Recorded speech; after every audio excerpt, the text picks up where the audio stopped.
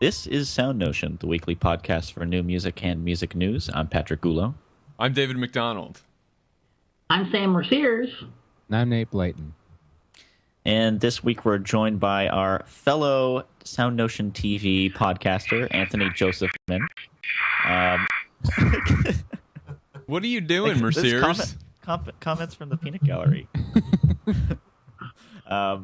Anthony, you know, before we were interrupted by Sam's cheering for you, as I was saying, you're a fellow SoundNotion TV podcaster. You have a new show that has been relaunched on the network here, All the Cool Parts, which is very, very good. So everyone listening should also check that podcast out.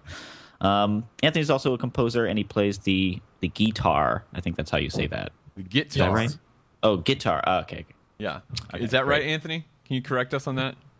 Well, guitar, that's how you say it from my home state of Texas. Nice. That's All right. cool. Now, do you also play the keytar? No, I've never played the guitar. I'm a horrible keyboard player. So that would not be good. So, Anthony, we're going to start off, because you're a composer, and I feel like we often forget to talk to our composers about composing things. You've got a number of very cool projects going on right now, aside from your cool podcast that Patrick just mentioned. Tell us about this concerto that you're working on, because I think this is a really interesting project. Well, I'm writing this concerto for a group in Madison, Wisconsin called Clocks in Motion. They're a percussion ensemble, so it's 5 percussionists and a pianist. And so I'm writing this concerto for 8-string electric guitar, which you can kind of see behind my shoulder, and percussion ensemble. So it should be interesting. We're going to premiere it May 30th up in Madison. So it strikes me when you tell me that you're writing a thing for guitar and percussion that there's a lot of potential for kind of pop and rock influence. And I know that you come to music, or you came to music from rock originally. Yes. And I know that's something that you talk about on your show quite a bit. I wonder if you could maybe explain your relationship with classical music through your rock background. Well, I told this story on All the Cool Parts. I did this classical music stories episode. But what introduced me to classical music, I was always a rock kid, and I didn't go to music school until I was 23. That's when I started. Before that, I was in a metal band in Houston, Texas. And we would play in Houston and sort of tour around that circuit of sort of Austin and Dallas and New Orleans and that circuit. And in the early 90s, which this is when this was, one of my favorite bands was Faith No More. I don't know if you guys remember them. But on one of their albums, they have this song called Malpractice. And at the end of Malpractice, they sample sections of Dmitri Shostakovich's 8th String Quartet from the Kronos Quartet album Black Angels. And I just heard this string music, and I thought it sounded, really awesome. You can see my cat back there. That's right. And What is it? Heavy metal guys don't have cats. Come on. he is the most awesome cat ever, okay? He shreds. Totally shreds. He's a vicious man-eater. He totally shreds.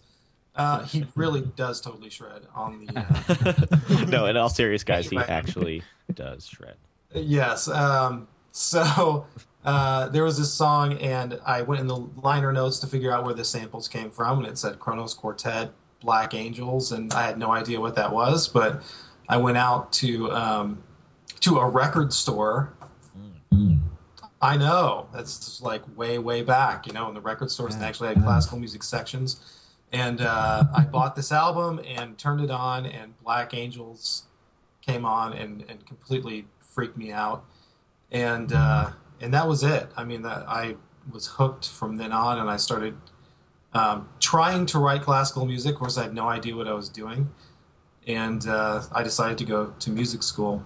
So that's how that happened. Yeah. Man, Black Angels as your first exposure to contemporary music is pretty. That's a trial by fire. What did you think? You said you were totally freaked out, but what? Well, I can't imagine just putting on a record and hearing Black Angels out of context. I'm sure that the first time I heard that piece, it was with a lot of preparation. Like, okay, kids. Right. We're going to listen to this thing, and it's super loud and super crazy. Don't pass out. Right. And, But Right. yeah, but it's super loud and super crazy. Don't pass out. You could say the same thing about a metal show. Well, that's what got me That's about the it. quality, I think. yeah, exactly. Well, sure. It's a very metal thing, right? Mhm. Absolutely. I mean, I put it on. I didn't know what to expect. And I got that, and I was listening to it, and I was kind of in the back of my mind thinking, this is more hardcore than the Faith No More song that I just came from. That opening string sound is the string quartet equivalent of stuffing your guitar into the amp and making it make noise.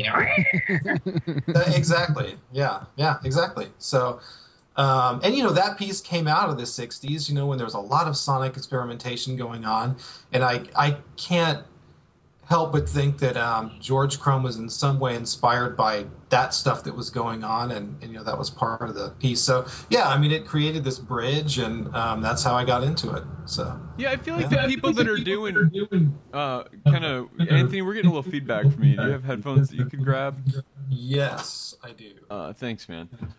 So I feel like a lot of the people that were doing kind of weird things around then were aware of the other people doing weird things in other genres more than they are today, probably, or maybe not.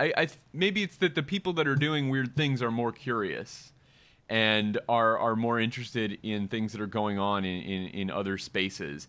And there's been a lot made of the kind of quasi relationship between Stockhausen and the Beatles, and I feel like this is a similar thing between weird stuff in the 60s in pop music and weird stuff in the 60s in concert music, and then the same thing now.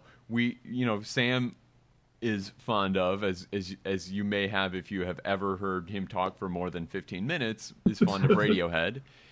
And Sure. and likes the weird things that they do, and I think that's not a coincidence that people that are curious and experimenting with sounds in concert music are interested in the experiments that people are doing in popular music. Sure, and I think at the time, that we're talking about, it was a lot more novel, and I think everybody was, aware of it. Especially, the stuff that Jimi Hendrix was doing and the real psychedelic noise stuff that was going on at the end of the '60s. I don't think that just musicians were aware of that. I think pretty much everybody was aware of that because it was so different and so novel at the time.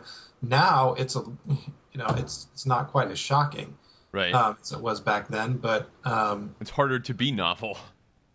it is. It is harder to be novel. So that novelty has kind of since passed, I think. But I think back then, I think pretty much everybody was aware of that experimentation that was going on. Even in huge periodicals, there would be articles about experimental composers and experimental painters and stuff like that, and which you'll never see now. Really. Yeah. So, yeah. Have you done in all the cool parts on Black Angels? I haven't. That would be a cool one. That would be a very cool one to do. One. Yeah, I think I'll have to put that on the list. So to tie back to this concerto, how is that rock background, or is that rock background playing into this new piece? Because it seems like with that medium there would be a lot of opportunity to make those connections. Well, yeah, I mean that's a big thing in my music. Early on, I was really influenced by the early Bang on a Can recordings from the '90s and groups like Dr. Nerve, guys like Nick Dukowski and stuff. These people that were playing electric guitar, with acoustic instruments in the classical context. Scott Johnson is another one that's a big influence on me. And through school, that having the rock background was, I think, a good thing and a bad thing. Sometimes I think certain people wanted to suppress that side of me. I even had in a master class one time a very famous New York composer that teaches at Juilliard. He told me to never listen to rock music again. So a lot of times I felt like I had to fight to keep my identity. But I mean, that's right. They'll name nameless, doesn't matter. But okay. That is who I am. That's a huge part of who I am, and that's was my musical life up and through my early 20s and stuff. And to just sort of pretend that didn't exist, it just doesn't make sense. It's just part of who I am as an artist. So yeah. Well, and one of our favorite topics on the show is the ways that the kind of creative model of pop music and rock music in particular of a band is influencing the new creative models for concert music and the really tight-knit collaboration and the development of a work with a group over time. Yes. So this group that you're writing for is in Wisconsin, and you are not too far away in Indiana, right? Right. Right. Are you getting together with them? Yes. So that's a big part of this piece, is getting together with them for rehearsals, and not quite. Most of it is completely notated like a normal classical music piece would be, but then there's other parts of it that are very loosely notated. And I went over this with them, ahead of time to make sure that they were comfortable with this. And so I went up. I've been up there one time. We rehearsed the third movement. It has a lot of drum set in it, and I wrote out a drum set part, and I told him, you can do this that I wrote out and it'll be fine, but feel free to just do your thing and be free with it and come up with your own ideas. And it was a joy to make. It wasn't something where he was struggling with a bunch of complicated rhythms. He was going off of what I wrote and just having so much fun with it and just, running with it. And in that way, it was kind of like a rock band rehearsal. So it's a kind of mix. And I think you're right. I think there are groups that are doing this. Like I just talked a lot about this with Brad Wells on my podcast, that Roomful of Teeth do this. This is a huge part of how they operate, and how they come up with their music and their techniques and all this stuff. So yeah. It's a fantastic way of generating, I think, original ideas and coming up with original sounds, and it's a mode of operation that academic or classical music doesn't know how to appreciate. I don't think we don't know how to handle music that's generated that way. Well, yeah, and I think one thing that I love working with groups like Clocks in Motion and having this collaboration with them is that these people are amazing musicians. Do they also have a rock background? What some of them do. I mean, they're percussionists, and many percussionists also come, like guitar players, come up through a rock background. And every percussionist has at least a little bit of rock background. That's right, So they're amazing players, they're amazing musicians, and I love the collaborative process, and I want these musicians to be musicians. I don't want them to necessarily just execute everything I put down on paper to the exact, note and all that stuff. I want them to be musicians, and bring their talents to the music. So now I'm reading on their website, it's describing the project. It says it's a project with 3 composers. Yes. Ben Irwin, yourself, and Laura Schwendiger. Don't hurt yourself. Schwendiger. You want to stretch. Schwendiger. Make sure you stretch. Schwendiger. You want to pull anything.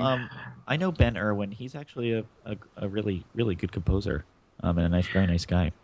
Well, what I'm interested in is it says featuring microtonal instruments built by members of Clocks in Motion. Now, are you using this aspect in your piece?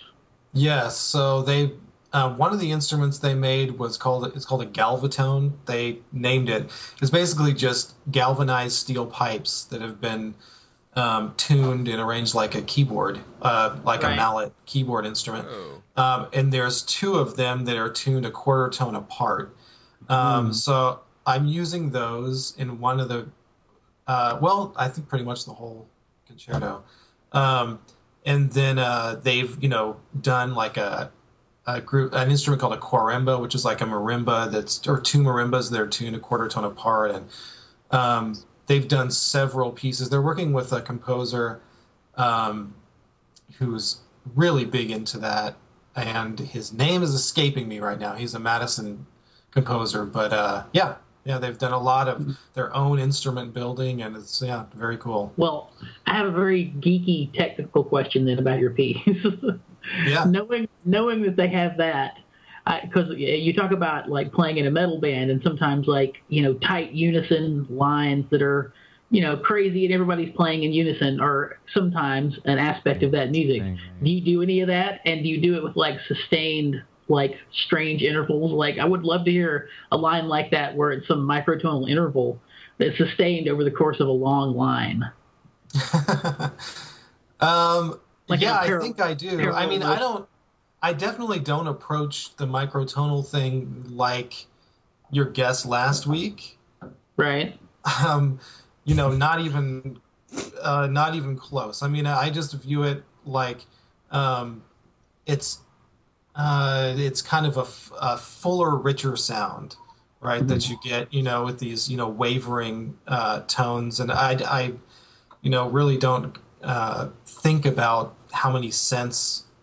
Tuning things by sense and all that stuff. So it's just sort of an overall sound I'm trying to get. And I heard these galvatones in a video that they did for some of their pieces, and it's just amazing sound. So I just thought, I have to use that. Yeah. I can only imagine. I would love to hear them sometime. Do you know if they have any stuff online where I could go listen to these sounds? Because they have a YouTube channel. Oh man! Do they have the galvatone on there?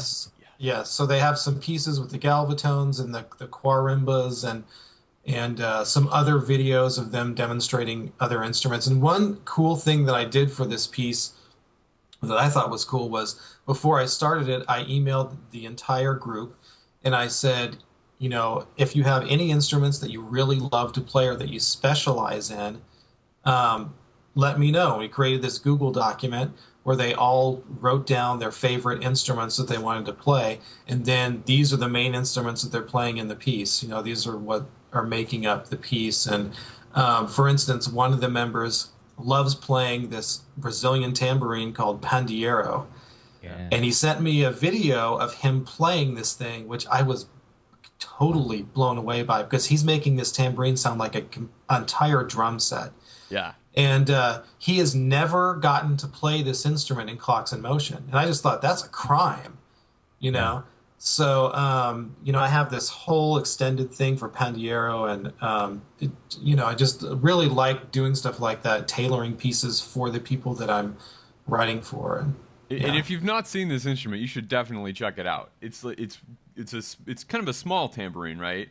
And, And the techniques that people use to play it are it's a really complex set of damping and hitting in different ways and in different places on the instrument. So like you said, you get this huge variety of sounds out of this seemingly very simple looking instrument. It's It's like it's like all of the variety of sounds that you can get from a kunga almost, right? Like there's all these different crazy sounds that you can make from this one very simple percussion instrument. I'm so glad to hear that you're using it. Yeah, what struck me about the pandeiro were the bass sounds that you can get out of this very small instrument. It was incredible. So yeah, and it's like a party thing. Like it would be for Carnival, right? It's Brazilian, right? Yes. And so like people can carry it around with them is the whole that's right. size of it. Nate, you're smiling. I was just gonna say, yeah, if you've got like, so this is such a specialized instrument and like takes a long time to develop those skills. So yeah, if you've got a guy who can totally shred on a pandiero, you got to use it for sure. Oh yeah, Yeah. he totally shreds. I learned how to play bones once because I had a friend who was doing a master's degree in Yeah, like those are ethnic also percussion. really complex. And we watched. He of course ordered a instructional bones DVD, and like you never realize how much just you managed to make that happen, and then you watch a virtuoso do it. And he's got one in both hands, and it just. If you're not familiar, amazing. Sam, explain bones for people that have not seen bones before. They're called that are not from bones, the and American Southeast. Right, they're bones. Imagine like the rib bones of some herd animal, that are maybe 5 to 8 inches long, and they both curve away from each other like this. You hold those in your hands a certain way, and when you shake your hand, it makes a triple rhythm. Taka ta shaka ta taka ta taka ta taka. So that's like a traditional Irish instrument, and that's the traditional 1 2 3 taka ta taka ta ta ta. While the jig is going on, the guy's doing the bones like that. I think of them as like a slightly more sophisticated version of the spoons. Exactly. Yes. Yeah. But they're very cool, and you can find on YouTube tons of videos of people showing off their bones chops. In fact, that sounds like I just filled up my afternoon. Oh. This conversation about this concerto is really interesting, and it's premiering next month. On May 30th. Excellent. Yeah. So that's a thing that maybe I don't know if you guys are interested in talking about because it's kind of well canvassed on the show. But a lot of the guests that we have on our show are from where Patrick lives in New York City, and none of us live in New York City except for Patrick, and you do not live in New York City either. What is your experience like trying to make new concert music in Indiana? Do you ever wish that you were in Brooklyn? I don't know. Not really. But I do. He doesn't have enough flannel. Yeah, I'm interested in going somewhere else. I mean, right now I'm living in Terre Haute, Indiana, and there's really nothing going on here. It's tough, to get things played, and that's one reason why I started playing so much guitar, is when I finished school and I came out of Indiana University, which is really kind of an unreal never land of music, where you can find, hundreds and hundreds of anybody to play anything that you write, And they're great. And they're all great, right? So when you're out of that environment, I found myself with very, very few opportunities, and I figured, I've got to start playing my own music. And because I didn't really play that much when I was in school. And I started playing the guitar and playing my own music and just really bringing it back to the beginning, which was basically playing music for the joy of it and writing music for you and your friends to play. And that's what I started doing. And I just, whoever I was friends with, I would say, hey, you want to do a piece, and I would write a piece for myself and them to play, and then we'd record it, and that's sort of how it started. And now I'm having some other opportunities out in other places, which is nice, but that's really what it came back to, Well, so that's an interesting thing that you mentioned, is writing for your friends and playing with your friends, and that makes me think of something else that we want to talk about this morning, your Kickstarter project. Because it seems like reading through that and the sorts of projects that you're putting on that record are just stuff that you made because it was fun, and now you want to make a really nice document of it, right? That's right. So tell us about exactly the Kickstarter right. project. So I've got this Kickstarter project going to produce this album that we've recorded, completely. And most of it is stuff like I've talked about, stuff I've written for friends of mine and that I'm playing guitar on, and that I've recorded with a guy here where I live in his studio, which that was another amazing story. I did a a recital in 2012, a couple years ago. It was the first performance recital that I've ever done. And a guy from the community came to the concert and just really loved it. And he approached me after the concert and said, he introduced himself. And he said, I own a recording studio in town, but what I really like to do is find artists that I really believe in and want to record, and I'll just record whatever you want and I won't charge you. And that's pretty good. That's a good deal. Yeah, it was amazing. It was amazing. And so I've done a lot of recording with him. His name is Don Arney, and now we've got all these recordings, and so I'm trying to put them out on a CD and LP. That's another thing I want to do. So why an LP? I just love the medium of record. I'm kind of a record nerd, vinyl nerd. For what reason? Is it an audio thing? Yeah, it's an audio thing, and it's I got back into it, and we're so used to hearing compressed music now, or used to hearing MP3s and stuff. And when I got back into vinyl and got a record player and all that stuff and put the record on, I was pretty shocked at the difference, because our ears are so attuned now to hearing music that is compressed. So yeah, I think it's a huge difference. I think it's a whole experience too. You get like the big jacket. There's a lot of information on it. Could be a lot of cool art on it, and you have to physically, there's a physical involvement with listening to the music with a record, and it's cool for me. So. Yeah. In as much as I appreciate that sort of thing, I appreciate it as an object. Like yes. Actually playing the thing is great and it's fun and it's an experience to actually put a needle on the vinyl and listen to the thing. But it's, for me, maybe I'm just lazy, too big a hassle for normal listening. But I totally love the object of the thing. Yes. Kind of interesting memento of the creative work. And I don't know if there's a great transition from here, but I wanted, so we're going to have a link obviously to your Kickstarter project, and it's a very cool project, and I cannot wait to hear this music. It seems things are going pretty well. People should check it out.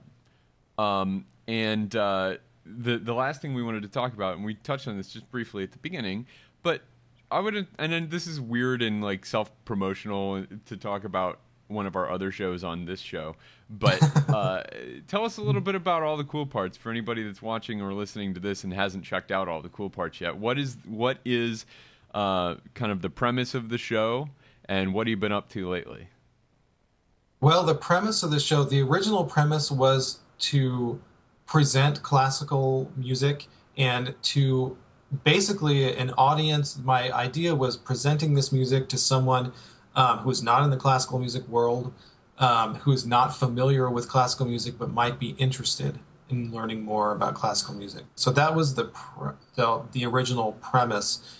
I originally started it in 2010, and the reason I started it was that when I graduated school, it was right when the economy fell through and all that stuff, and I was having a very hard time. I was looking for university jobs and all that stuff, and having a very, very hard time getting one. I still don't have one, to this day. We all know how that goes. A friend of mine who's a composer, Elliot Miles McKinley, he was teaching at a school in eastern Indiana at that time, and he invited me to do a composer residency, come out and share my music and work with the students and stuff, which was a great gesture, even though I was not in a position to reciprocate or anything.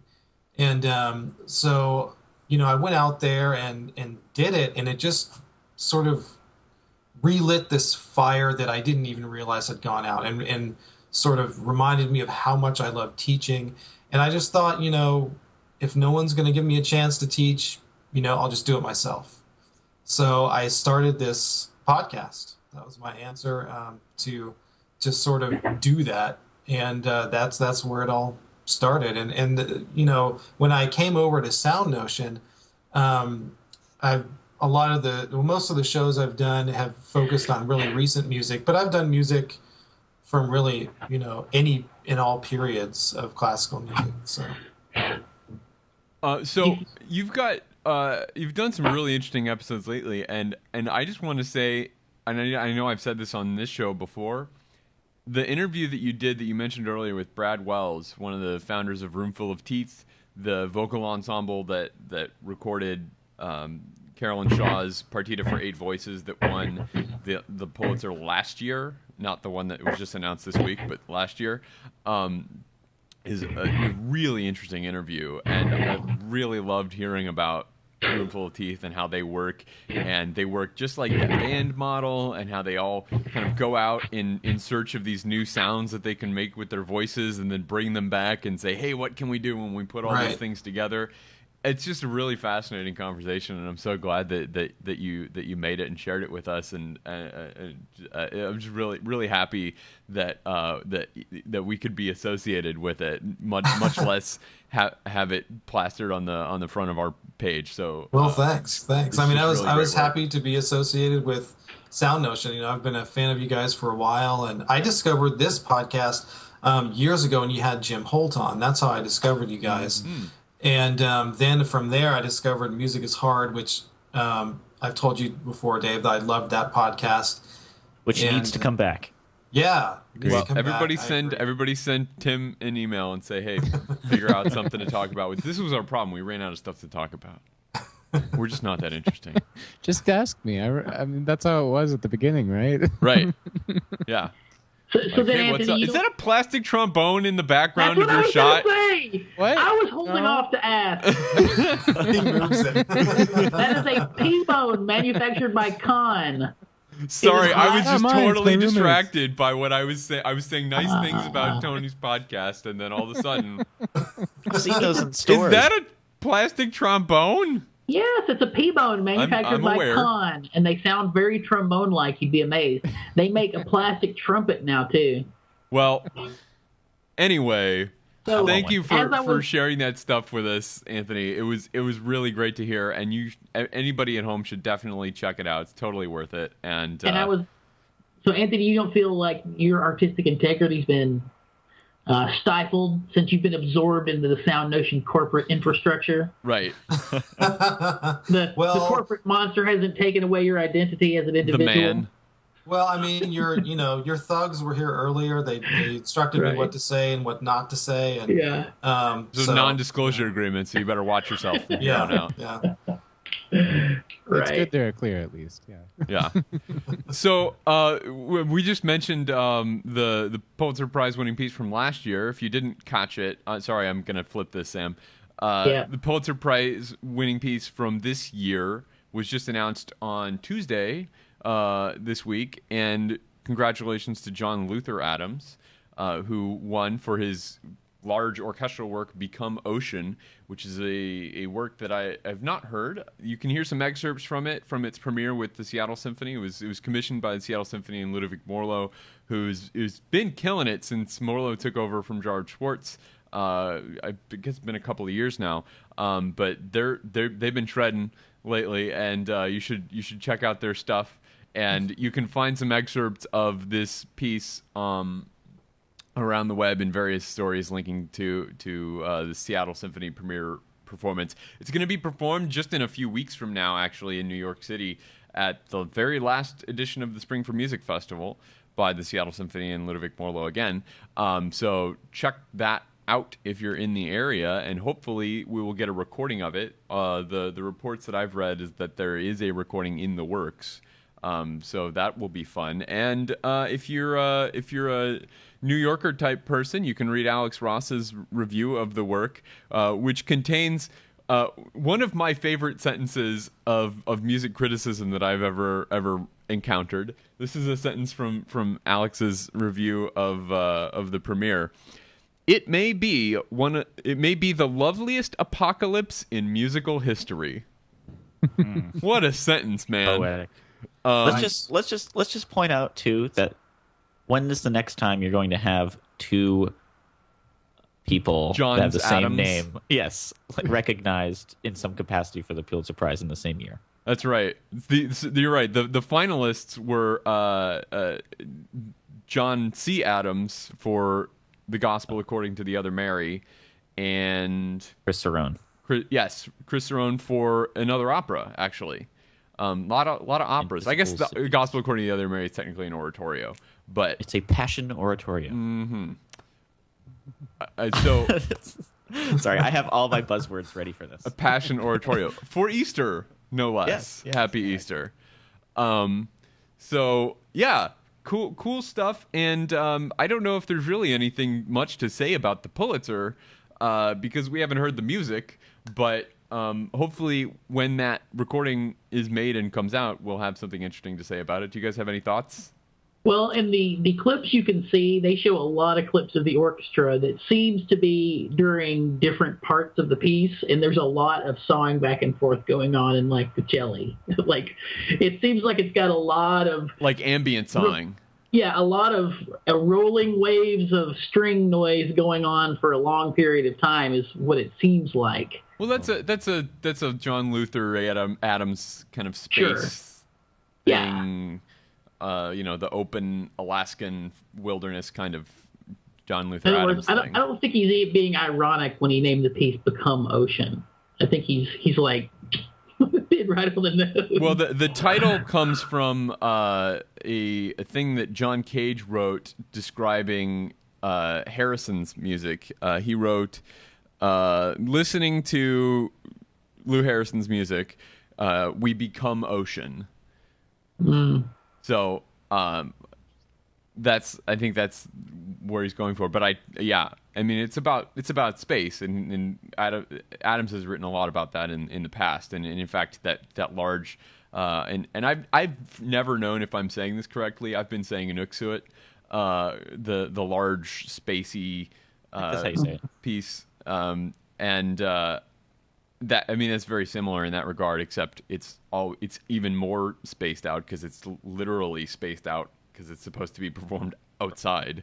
That piece totally shreds. Yeah, have you heard it? Yeah. Have you experienced it? Uh-huh. Like From live? 9 to 99 percussionists, right? No. No, I've just heard it. Okay. Yeah, Yeah. they made a record of it, which is really kind of weird. That's weird. That is weird. And it's got like nature sounds and things on it, and I'm not quite sure what to make of it. It's cool. It's just, I don't know. I'm not quite sure what I think of making a recording of a work like that. But Yeah. I anyway, know some of the Grand Valley folks have participated in a performance of that. I would love to Yeah. hear and experience a live performance of that, much as I would love to hear a live performance of Become Ocean. And so I've been checking out this Alex Ross New Yorker review of Become Ocean since the announcement this week, and that maybe is a way to transition into our next bit of discussion on music criticism. And we've kind of been punting on this for a few weeks. If you've been listening to or watching the show, been punting on this discussion that has kind of been reignited the last month or so around the nature of music criticism from a Ted Gioia piece that it he started wrote on with the Daily pop Beast. music, right? Right, they're talking about pop music, but I'm extrapolating. You got a problem with that? No, go ahead. You got a problem with that? Extrapolate away. So, Want to fight about it? yeah. So, Ted Gioia, if you've taken a jazz history class ever, you've probably encountered the writings of Ted Gioia, or if you've read anything about jazz, you've probably encountered some stuff that he's written. And he wrote this piece in the Daily Beast middle of March called "Music Criticism Has Degenerated into Lifestyle Reporting," and he's talking, as you rightfully point out, about popular music criticism and how we are no longer talking about music when we talk about pop music. We're talking about what people are wearing and what they look like and who they're dating and things that are not the music, and even we will get sometimes into the lyrics, but even then, not very much into the musical sounds. And he got a lot of backlash, and there were a lot of people say, "Yeah, right on." A lot of people say, well, this is not what it's for, and a lot of back and forth. And I think this is something that it's important for us to consider, because while I kind of shrink from describing our endeavor as journalism, mostly because I have got a lot of respect for real journalists, we are doing a lot of the same things. We are talking ostensibly about music. And so I wonder what you guys think about the way that we talk about music and the way that smart people like Alex Ross write about music, and whether you think we're doing a good job of it. Anybody want to take that? Class? Bones! Oh, that person has Saved an by the idea. bell. Yeah. I'll start if you guys want. Go for it. Tell it. You're doing a very specific show that is actually, about, this is a piece of music that you might dig. Well, right. I don't know. I've never thought of myself as a music journalist, but I guess A critic, that's kind maybe? of what I do. But well, as first about the article, and I loved the response. The response to the article I thought was great. By Jody Rosen? blanking now. Yes, The one Jody in Rosen. Vulture? Exactly. Yeah. That response I thought was terrific. The initial article, man, was the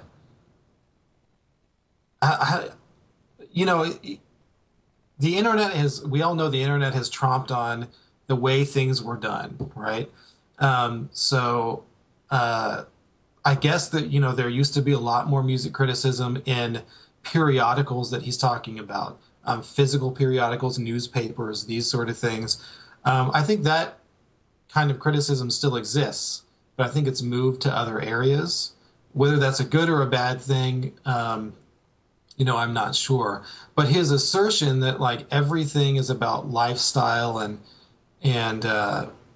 this sort of thing, I think he is missing the reasons maybe why that is. And this goes way, way back. I mean, you can go back even in the classical world to the Ballet Russe, to Diaghilev, and he invited controversy to generate publicity, because Diaghilev's number one concern was keeping the Ballet Russe going and getting people's butts in the seats. That's right. And I think he was also concerned with creating great art, but I think that was his number one concern, and you can read in letters, that he would have this correspondence with composers, with Satie and Stravinsky and stuff, that he specifically asked for that kind of stuff, and, when you have an article that focuses on controversy and all that kind of stuff, it's hard enough now to get people to buy music. It's very hard to get people to buy CDs and stuff like that. I would imagine it's even harder to get people's butts off of their couch and go and see live groups. So I think this sort of lifestyle controversy thing might be aimed at, getting a general population to spend money on music to keep the music industry going. I think that's one reason why maybe there's so much of that going on. But I think there is serious music criticism still going on.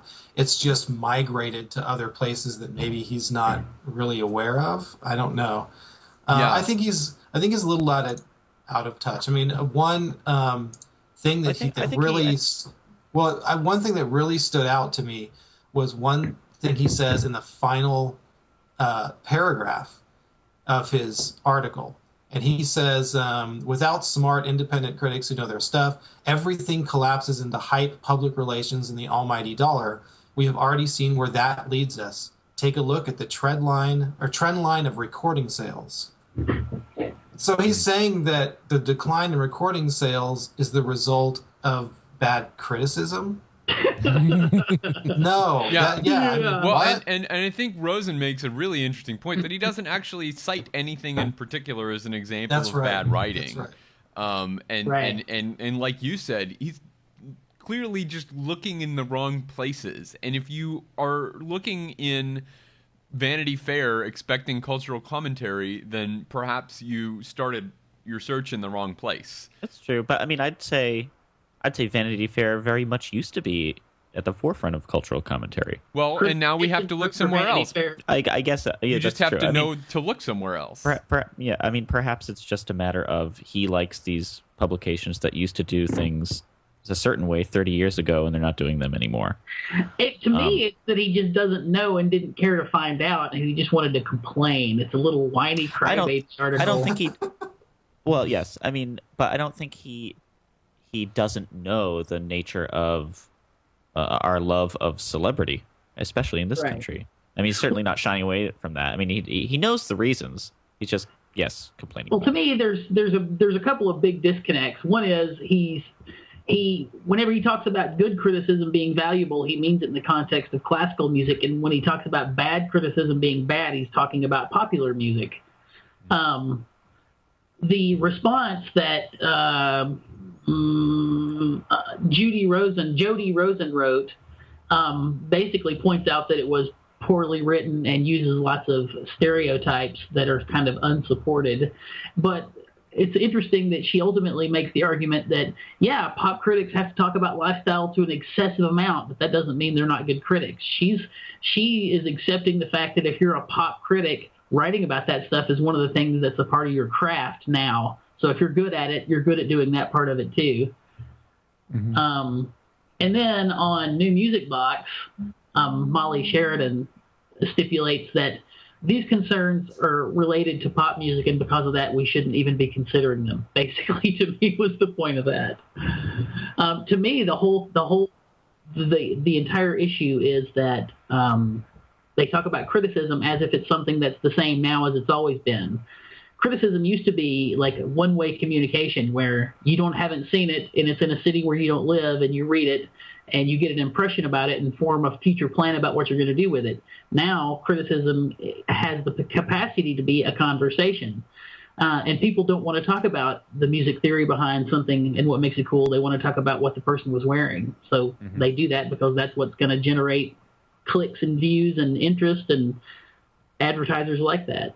Well, and the other thing is that in coming from the 3-channel universe to the internet, we get a lot more options in the sources of criticism that we put in our brains. And there are places where there is crappy music criticism, and in those places you will find a lot of public buyers that are interested in buying copies of magazines where they're talking about lifestyle things and celebrity whatever gossip stuff. But you can also dig into other places, and if you would like to engage music on that level, there is a place for you. And if you would like to engage music on a different level, there is a different place for you. And there's no longer a one or small number of stops shopping for music criticism. If you want something that is extraordinarily thoughtful, you're going to find it on the internet. And if you want something that is extraordinarily salacious and vacuous, you'll find that on the internet as well. And you pick your sources. I think he's kind of lamenting that, maybe most people aren't talking about the music. The music, man, like that. It's not like about that anymore, I guess. People aren't coming over people's houses to have listening parties so much anymore. As they were in 1968. Because they don't have to. Right. But I mean, like that's the culture that he might love, and perhaps I don't think might is a question, but we can have our listening party on the web. We can have I can listen to a piece on Spotify and send you a link, and then we can have a conversation on Twitter. Right? And anybody else that's heard the piece it can find our conversation and contribute to it. Like, how is that not a better situation for a listening party than a listening party? I'm not saying those aren't like legitimate ways to have a listening party or whatever, but I'm just playing devil's advocate to tell you like why he feels the way he does. And I mean, but I completely agree with you. And the reason is that he's old. And with that, I have to duck out early. All right. Fine. Engagement in the city, continue Patrick? this conversation. Fine. Adios. So I'll see you guys soon. Patrick is having to leave us because he is a professional and lives in the city where they do professional things. Things to do. Things to do. Things to do. Indeed. Things So to do. the next thing that we have to talk about is this study about repeats. Things to do. Things to do. Things to do. Turns out people like things to do. Things Repeats. to do. Repeats. So we sometimes talk about these scientific studies that tell us what people like in the sounds that they engage with. And there was this study that was published, I guess it's a couple weeks ago now, by psychologist Elizabeth Margulis, and she took the music of Luciano Berio and looped it in somewhat random places and played it for people along with one that did not have those loops. And people tended to like the one that did have the loops more than the one that did not have the loops. And her conclusion was people like repeats. People like hearing things that are familiar. And I had several reactions to this. One was, why do we automatically assume that people aren't going to like Luciano Berio? I am fundamentally, I'm distrustful of studies that fundamentally say that Luciano Berio is unlikable, because I think his music is very likable. And I also think that it is very repetitive if you know what you're listening for in the repeats, right? If you know that this idea is going to come back in not exactly the same way, but in some way later, then I think that is just as much of a valuable repetition as anything else. And that's the way that this has to work, right? You have to know that it is not going to be a literal repeat, but rather that it is going to be some kind of transformation. And that, I think, is actually more interesting than a literal repeat. And I think it's something that Berio in particular does very, very well. And if people were listening differently, they might be more prepared to hear those connections. And we've talked about we talked about a study last year in February on SoundNotion about people liking certain intervals better. People finding certain acoustically dissonant intervals less dissonant because of the way that they were taught about them. So they came up and brought in some people that were not trained musicians and said, hey, what do you think of these two notes together? And some of them were dissonant intervals, and some of them were not dissonant intervals. And the ones that were dissonant intervals, people tended not to like. And then they sent them to little ear training classes and just taught them not even to like the intervals, but just to identify them. And that amount of repetition and recognition caused them to think of those sounds as less dissonant when they heard them later. It was a familiarity thing. And yes, exactly. And so there's a familiarity thing that I think is at play here. And it's not necessarily as much about repetition as much as it is about familiarity. And if people recognize these repetitive figures as more familiar, then I think they would find them less annoying. Well, I think or less scary, at least. I think Berio's music, but the thing that pops to mind is particularly his sequenzas. In the range of classical music, they just have a lot of information in them, you know. And so I hear us kind of talking about two different kinds of. What do you mean a lot of information? Well, so like all the sounds that a particular instrument could make, you know, sure. All the way these intervals could work with the different timbres, and like relating through slightly varied repetition or using an idea in different ways across different timbres or across different intervals. But I think they're relatively economical as well. Sure, yeah. I mean, so it covers a lot of ground. And so as you say in this music, there's not a lot of like literal repeating. where you get the same idea more, like exactly the same idea more than one time. You might, and so like in analyzing a piece like this, where the whole thing has different relationships of different variations on an idea, you might get more familiar with all of it by listening to the piece over and over again. And that's not an uncommon thing to like expose yourself to music, and educate yourself in what the ideas are. So I think, and I think that music that has more literal repeating might just get you at that idea, like like pound in your face a little bit more, where the pop chorus has the thing over and over again. So like you really get that idea. Like there's no way you're going to get through the first listening without having an understanding of what that melody is. Yeah, and I feel like the whole idea of repeating something in music is a lot about teaching the audience what a thing sounds like. Yeah, conveying an idea. Exactly. You're teaching them this is what the chorus sounds like, and I'm going to repeat it so that when it comes back later, this repetitive figure is going to mean something to you because you've been taught it, and to teach it, we repeat things. You know, you drill knowledge to learn knowledge, and we're going to kind of do a little drill to learn this thing. Sam, what are you doing? It's about form. Nobody said the word yet, so I was going to say it. Hit it. Like, hearing something repeated is one of the easiest ways to start creating a sense of form in a listener's mind, and that's what people want. Saying that they like repetition, to me, is a way of saying people like to feel like they know the form of what they're listening to.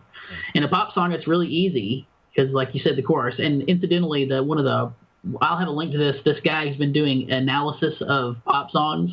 He points out that Lady Gaga and Slate. Yeah. That Lady Gaga puts the name of the song in the chorus or in the song itself as many times as possible, so that it has cross-cultural possibilities. Non-English speakers can still hear that word said over and over and over and over again, so they pick up on it and know the name of the song, which is interesting. But yeah, it's about form. People like I think in the vocal sequenza, like when you hear ha ha ha ha ha, you hear that multiple times, you can't think. I mean, your brain immediately goes, "Oh, I heard that before." Don't perform any more of it. We can't afford the licensing. That's right. That's right. I have a recital next week. I'm doing that piece. Yeah. But to me, that piece is 100% about repetition, meaning like hearing references to things you've already heard and how that creates a map in the listener's mind of the form of the piece. Yeah. So. Yeah, it's an interesting thing. I always enjoy these studies because they tell us about, even when there is what I think is a somewhat flawed premise, I like learning about how people cognate. That's not the right word. How music cognition, how listeners psychologically understand the sounds that are coming in, because it gives us another thing to play with as composers. And that's always an interesting thing to look at, is how it's going to be received, not only by people who are, as Sam likes to say, expensively trained musicians like all of us on the panel, but people who are not expensively trained musicians, like hopefully most of the people listening to music. And maybe that's another discussion for another episode of SoundNotion. Yeah, I got your expensively certainly trained. Something we're going to talk about next week with Larry and Arlene Dunn. So, do anybody have any other thoughts on these? Sam, go ahead. Oh, go ahead, Anthony. My reaction to the study was just kind of, well, duh. I mean, people like repeats. But I mean, using Barrio is, I don't know, it's an interesting example. I don't know. I mean, I know poor Barrio gets picked on and stuff like that, and we all appreciate Barrio's music and stuff. I think what they were saying is, it's about, stuff that you can hang on to, listening to it once. You know what I mean? And if for someone who's not familiar with Barrio's music and they sit down in a concert hall and hear one of the sequenzas one time, it's going to be very tough, for them to hang on to anything that they just heard. And, with us, we are perfectly willing to sit down with the music and listen to it multiple times and look at the score and all that stuff. Most people, listening to it multiple times maybe, but studying it in depth of the score, that would never even occur to most people. And even if you gave them a score, they would not be able to do that because they can't read music. So I'm not really making a point here. I'm just saying that this music, Barrios Sequenzas, appeal to us because we're willing to make the investment to learn this music and hear its beauties and its form and all that stuff, which takes a lot, several listens and stuff. And most people are just not going to go down that road. They need that repetition to hang on to that music in their mind. So, but yeah, people like repetition. I mean, music. Humans making music from the very beginning has been contingent upon repetition. That's what it started with. Going it's just one long repetition, right? Whoa. Yeah. Well, I mean, the reason that a lot of cultures had music originally to help them remember things, right? Like they would. This was part of the storytelling tradition or the religious tradition, is that they would, encode this information in songs so that they could help remember it. Yeah, it's a memory trick. And so the repetition is an important part of that. Well, even in the old heroic epics that were that were all transmitted orally, were arranged into meters and all that sort of musical kind of meters and stuff to, because someone had to memorize the entire thing, which could be really, really the Odyssey, long. Yeah. Mm-hmm. Yeah. So, Sam? Speaking of memorizing music, I've got a band for you that can memorize as much music as you want, and they can do it at the speed of light. Holy cow. That doesn't make sense to me.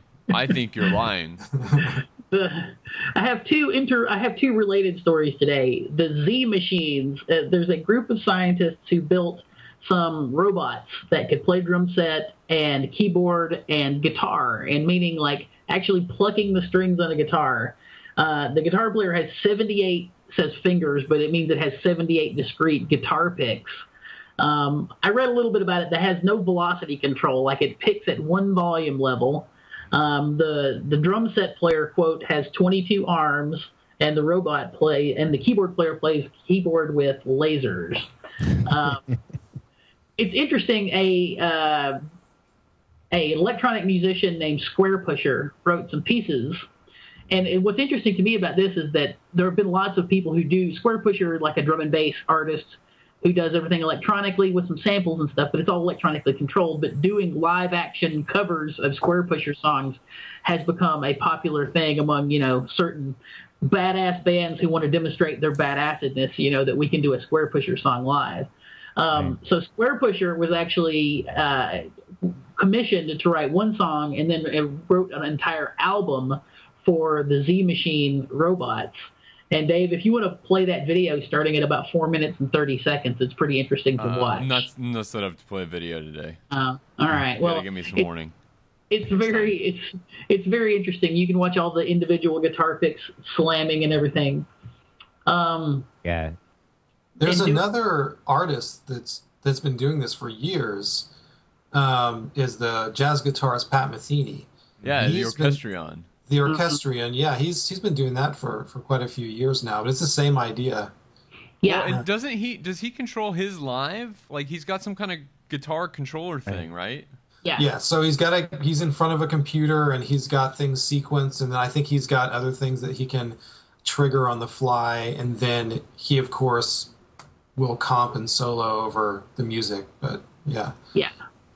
I think what sets this apart is, and if you see it, you'll understand, is the technical exactitude. I mean, this is like, if you're familiar with Square Pusher at all, if Square Pusher had a band, this would be it.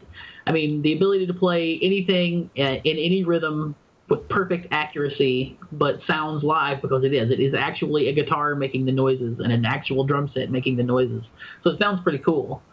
Yeah, and I think just the audio, world that Pat Metheny and Square Pusher live in. I think Pat Metheny, his whole robotics project sounds like his music, and this stuff sounds like Square Pusher. It's pretty awesome. Well, so on the one hand, we have the perfect band. This the Z Machines band can't miss a note. Well, we also have an example of the perfect pop singer. We've talked about on the show before the Japanese pop sensation Hatsune Miku. Is that right, Dave? Go for it. We'll call it right. She's a computer-generated Japanese pop star who performs as a hologram, often with a live band. We talked about it before, but the twist here is she's actually going on tour with Lady Gaga. Her tour of North America next month is going to have a live band supporting the holographic Hatsune Miku, the Japanese holographic pop star. Pretty cool. To me, that's just mind-blowing. How long before this kind of thing penetrates the classical music world? I don't know. Like, Joshua Bell will sell for, like, $50,000 a subscription. I'll open your symphony concert, to multiple places hologrammed discreetly. This kind of thing is filtering down into other composers. I have a good friend of mine who's a composer, a Japanese composer. He lives in Japan. His name is Mutsuhito Ogino. And he's recently written some songs using this software developed by Yamaha called Vocaloid. Have you guys ever heard of this? Yeah, I think that might be the thing that drives this hologram thing. Yeah, he released these songs and I heard them, and it's completely 100% synthesized. But you can program it with words and stuff, and it sounds. There are places obviously we can tell it's not real, but it sounds pretty amazing. That's awesome. Yeah. Yeah. So she's like, she can sing perfectly in tune and phrase however you program her.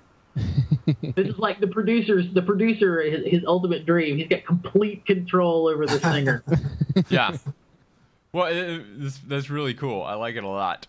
Those two stories about kind of yielding some amount of performance control to computers is really interesting. And I think composers should be experimenting with these kinds of things to really engage with technology the way other spheres have been engaging with technology. I just read about a study from a few years ago on humor and technology, where these researchers were trying to write a program that could look at a text and find where in the text it made sense to insert "that's what she said," which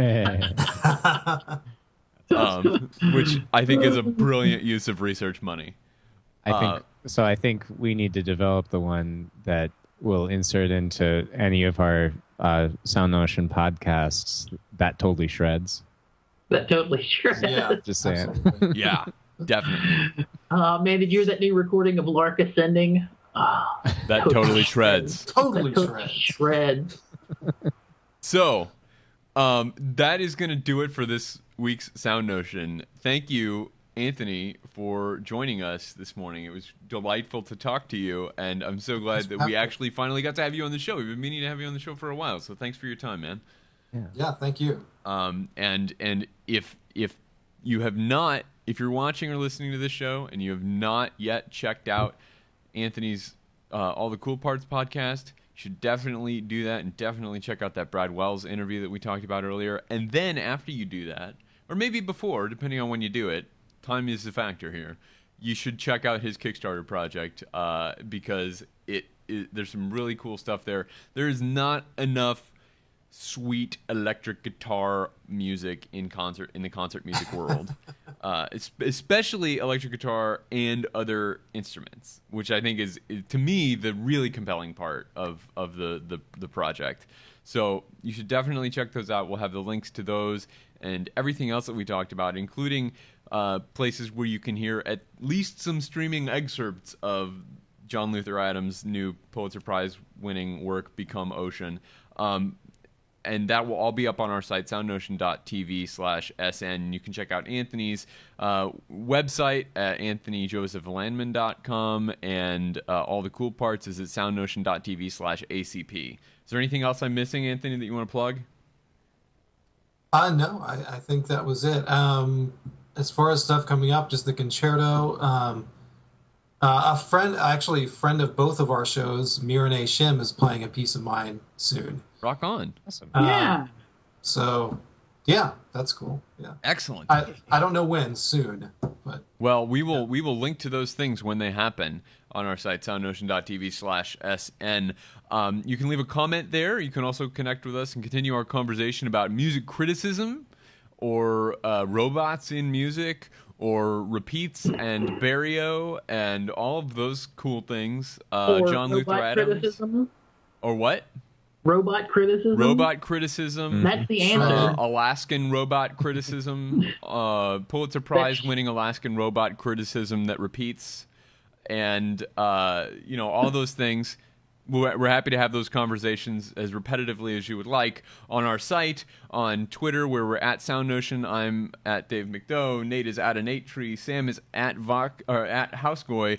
I was just thinking that I should mention that Patrick, who left us a few moments ago, is at Vox Shibuya, and Anthony is at Anthony Landman? Yes. Excellent.